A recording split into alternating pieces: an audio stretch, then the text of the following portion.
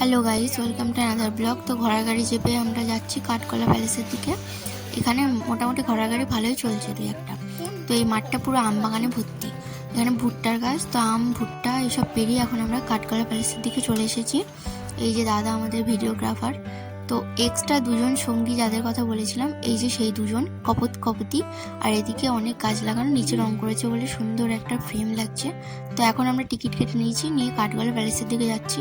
তো এই যে কালারের যেটা দেখছো এটা হচ্ছে সুড়ঙ্গ পথ, আর এই পাশে যে গেটটা দেখছো এটা আবার পাখিরালয়। চলো তোমাদের সুড়ঙ্গ পথটা সামনে থেকে দেখাই। তো এখন দেখতে পাচ্ছ তালা বন্ধ, কাউকে ঢুকতে দিচ্ছে না, কিন্তু ওখানে জল আছে সুড়ঙ্গ পথে। চলো এবার পাখিরালয়ে ঢুকি। তো পাখিদের কিচমিচ আওয়াজটা এখন থেকে শুনতে পাচ্ছি।